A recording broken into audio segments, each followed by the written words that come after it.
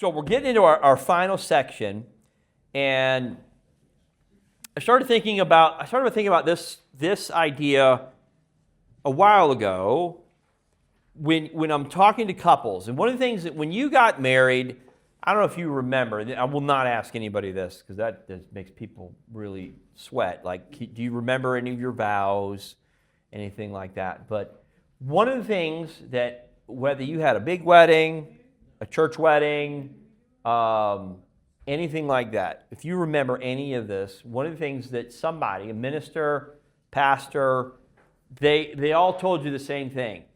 The wedding is not the end. This is just the beginning. And if you had any cliches in your wedding message or wedding sermon or anything like that, they probably said that over. It's a beautiful journey. It's going to start. You two are together. This is just the beginning, and you know. And the reality is, though, is that we do many times treat the wedding like it's the end, like it's the end of our love story. Okay, that our culture has sort of sold us a bill of goods that basically says, hey, all the good stuff, all the romance, all the hot stuff, all that stuff, that's all pre. That's all pre. Once you get married, then it's like, oh my goodness, you get, the ball and chain, and the safe term is you settle down. You settle down. Okay, life settles down. You're going to get a house. You're going to have kids, and all of that. And the underlying message was, well, all the fun, well, it's all over. I mean, all the good stuff is all over. All that stuff, hey, that's what got you here. That's what got you into this situation.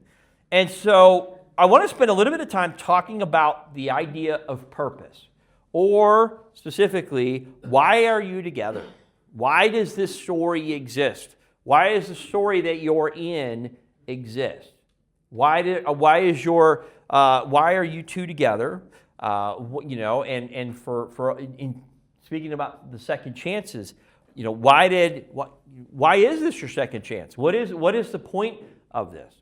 A lot of times for those who are in second chances or remarriage or things like that, the answer is, well, it's just fixing all the bad stuff. This is the first one. It's just fixing all that. And you get your laundry list of all the bad things that happened in the first one. And I found you. You're going to fix all that stuff. You're going to fix all that, It wasn't my fault. I wasn't the common denominator in any of this, okay? But it's going to fix all, and that's the whole purpose. That's the whole point, is just to fix the first one. Or just to be together. Maybe that's the thing. We're just together. We're just together. That's the point of the story. And the reality is, if you take that idea of it not being an ending, but it is truly a beginning, and you start asking some questions about purpose, then you're going to get to a very different place. What I ask every couple is, what do you think marriage is for? What do you think marriage is for? Okay?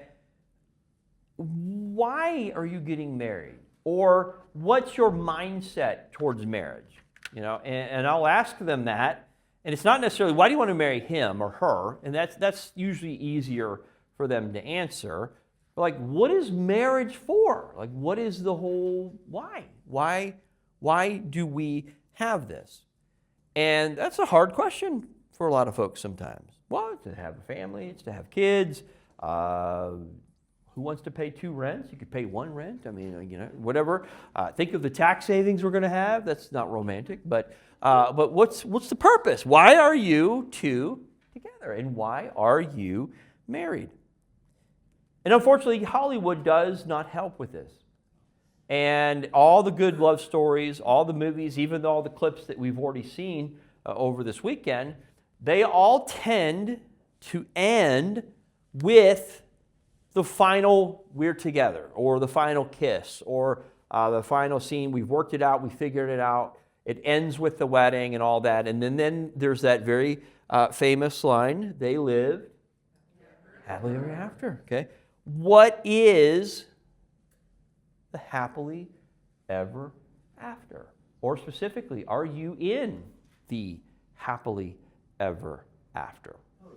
So the question is about purpose. Okay? On page 22, you did not get together. You did not get together to just be together. You didn't get together to just be together. We think that. We believe that. We just got together to be together. I like you, you like me, you're cute, I'm cute. We just got together to be together. You got together for a purpose. Now, if you go back to sort of just the basic understanding of, hey, we all have a relationship with God. We're all at a certain place in our faith journey. We have a belief that Jesus has saved us, that we are following Him, we are a disciple, we're doing all of that stuff, sort of those basic things. A lot of times, it's a very individual message, okay? And you should have a relationship with God. You should have your own personal walk with God, your own devotional life, your own prayer life. Does not mean that you guys have to be on the same wavelength or anything like that. But in the context of marriage, there should be something where you both are doing this together.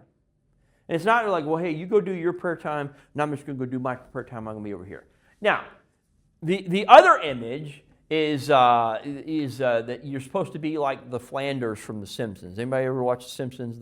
There's this Christian neighbor. They're the total stereotype of all Christian families, and you have this image that, you know, the Flanders every night they're just both on their knees by the bedside, and they're just praying and things like that. And like, I'm not suggesting that you have to go home and, you know, wear out your knees or anything like that. Okay, some of us getting on our knees is a challenge these years.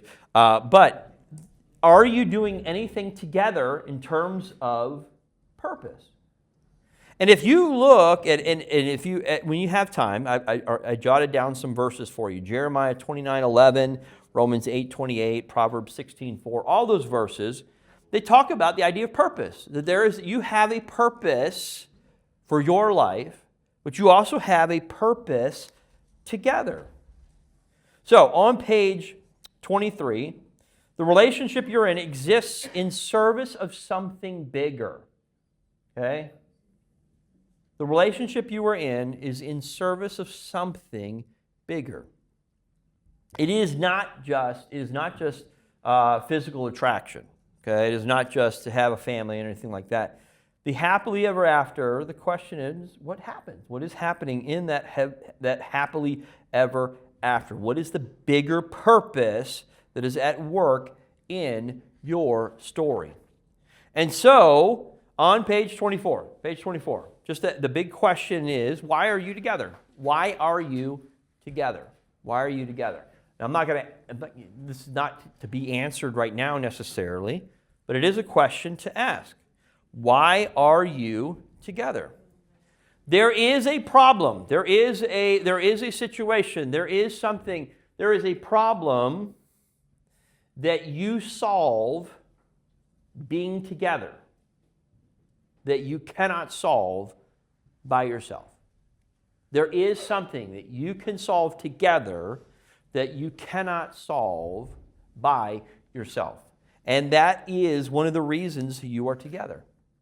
Now, if your reason to be together, and if you ask younger couples, they get through the wedding process. And one of the things I always stress with wedding couples is there's so much attention that is spent on weddings.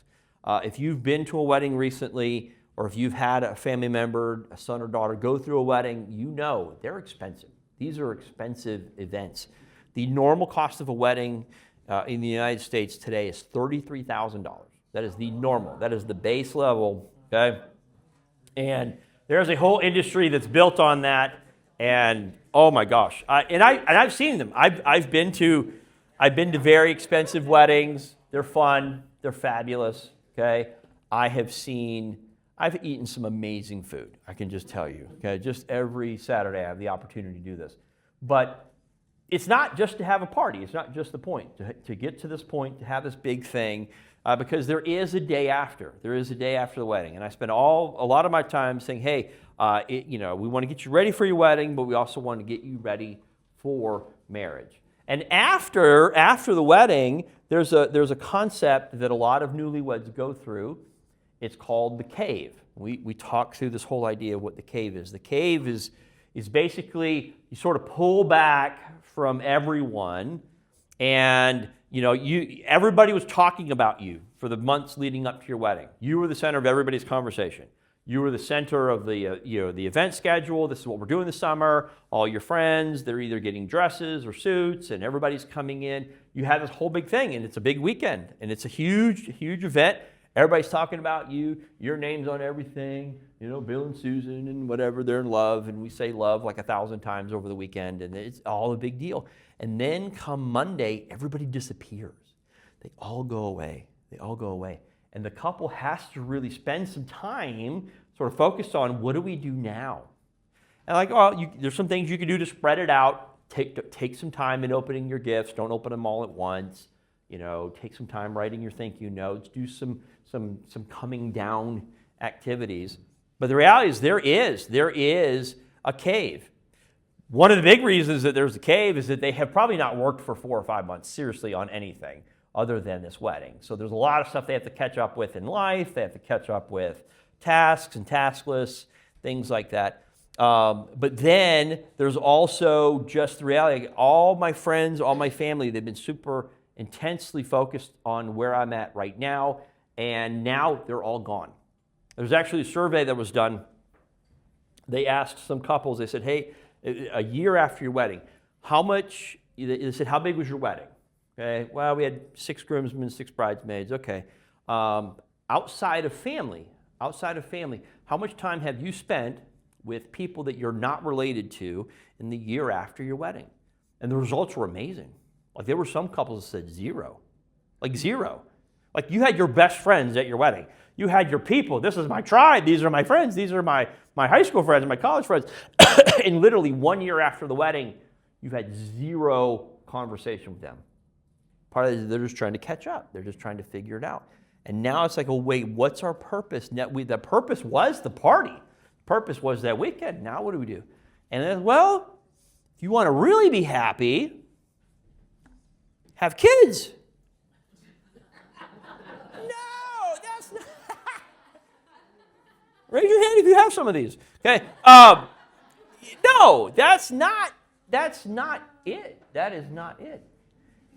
We have kids. We love our kids. Oh my gosh. And now if you've moved into grandparent phase like I have, that's fabulous. Okay. But there is a reality. There's a reality. They all go away. And if all your purpose being together was built on these little ones who become big ones, who become super smart ones, they don't want to listen to you anymore, and then they leave, and wow, they're gone. What happened? And we're now I'm in grandparent phase, and now I'll go into grandparent phase. And all of that's good. All of that's natural. All of that's super important, but is that the purpose? Is it just that purpose? That you're supposed to be in that role. Now, why purpose is important? Okay, the conflicts that we talked about in our last session on page 25, without purpose, if you don't understand why you're together, when you have conflict, it's going to feel pointless. It's going to feel like it has no meaning.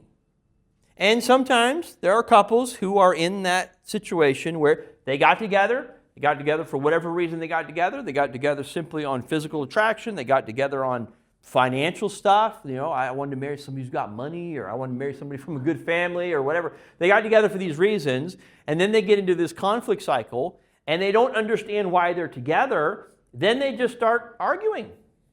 And then one of them, or both of them, they'll have this bright idea. Why am I arguing with you? Why am I even with you? Why are we together? Because if you don't understand your purpose, if you don't understand why you're supposed to be together, then all the conflict that you have feels pointless. It just feels pointless. All the sacrifices that you go through, they'll feel unfair. And I'll hear this one all the time. The thing I'll hear for couples that are in trouble, there's two things that'll come up. One is, I'm not happy. I'm not happy. Okay? I'm not happy. And happy is a big term. Happy is there's a big wide pot of what can make happy or not happy. But happiness oftentimes also comes out of the idea of fairness. Okay? It's not fair. And so we spend our time, if our purpose is trying to make sure everything is fair, oh my goodness, that's a losing battle. Okay? You could go be a kindergarten teacher. That's fun because that's all we sort of teach them. And we learn this. We learn this in kindergarten, and we think this applies for the rest of our life. Okay? We got to be fair. You got to share your toys, share your sandwich. Don't be the first one to the water fountain or whatever. We share things. Okay? If marriage is about sharing or fairness, oh my goodness, that's not going to work.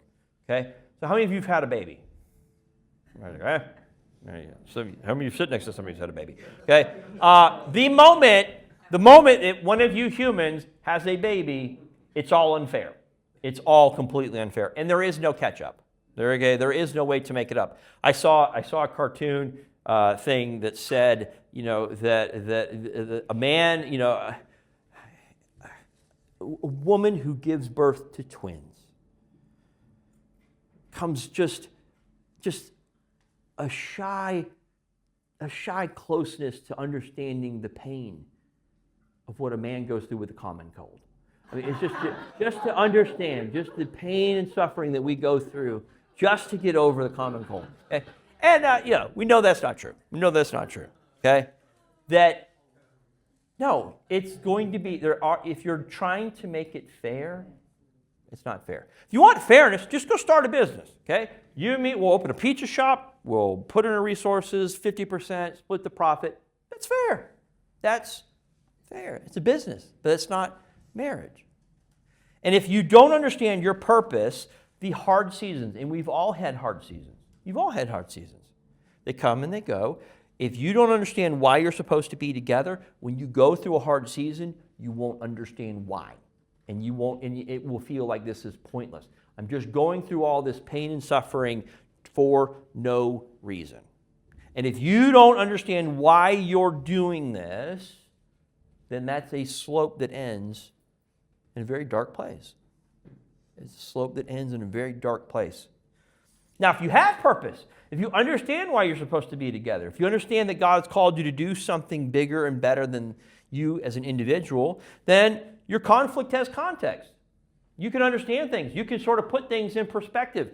I understand why we're having a financial discussion, because we know that our finances have been given to us by God, and we're supposed to do something with them, and there's a reason that we're supposed to do this. Okay?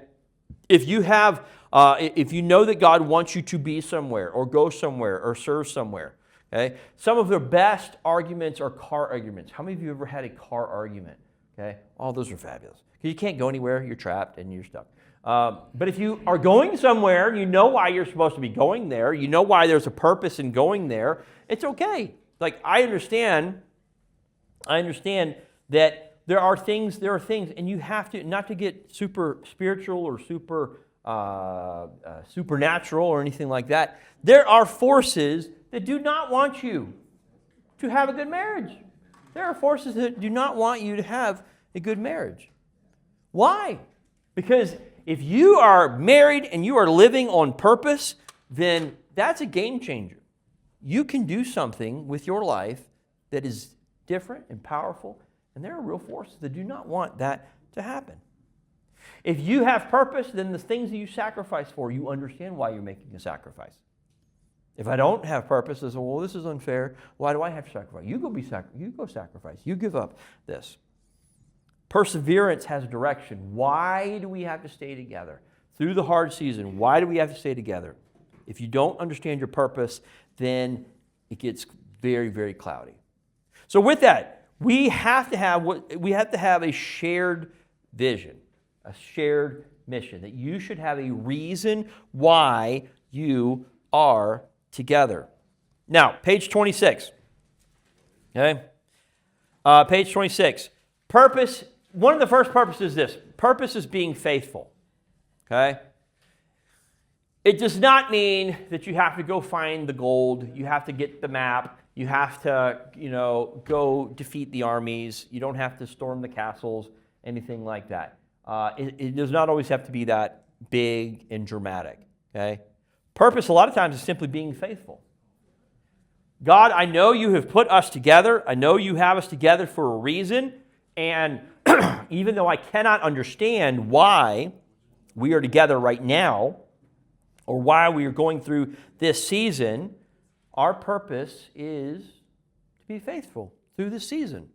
I know this is not where we're going to stay. I know this is not where we're going to be forever. I know this is not going to be the final chapter of this story. What do you have for us in this part of the book that we're going through? And even if you have separate careers, even if you do separate things, you both say goodbye in the morning and you both go in two different directions, you can still have a shared mission. Okay? What I will encourage couples to do when they first get married, and this is going to be my encouragement to you, you need to do something together. Okay? This is not date night. This is not the business meeting. You need to find something that you do together. Some kind of ministry, some kind of volunteer, some kind of something that you both enjoy. Now, for some, it can be a career. I mean, obviously, I cannot do half of the stuff I do at the church without Misty. I mean, and most of you have figured this out. Like, yeah, she's pretty good. Yeah. So, but I couldn't. I mean, Yes. No. Listen, she should have just come to the interview and said, "This is all the stuff I can do." Okay. I need her. I don't know if she needs me, but I need her. Okay. I need her to do the things that I'm doing. Okay. If that turns into a ministry where you're actually working at a church or working at a ministry, that's cool. Not all of us are in full-time or part-time ministry, but you need to do something together. Okay.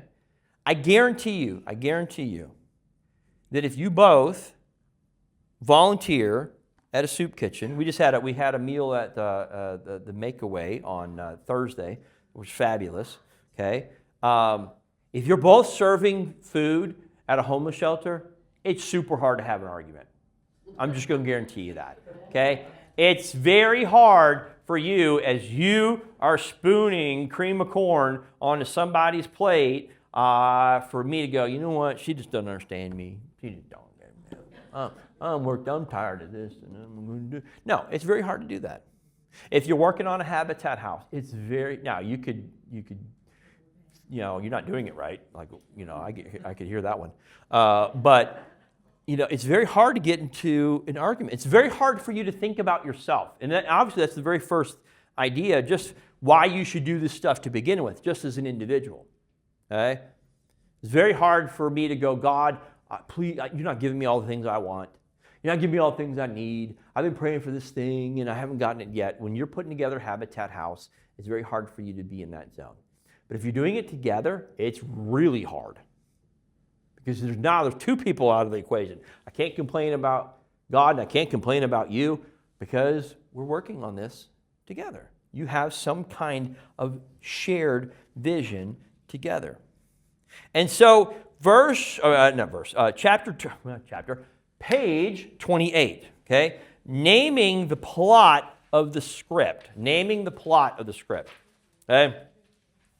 Have you ever gone to a movie and you thought, okay, well, this is great. There's like, the actors were good, and the special effects were great, and some of the scenes were cool. Have you ever walked out and been like, what was that about? Like, what was that about? If someone looks at your marriage, and they come to you and they say, hey, we'd like to buy the rights to your story.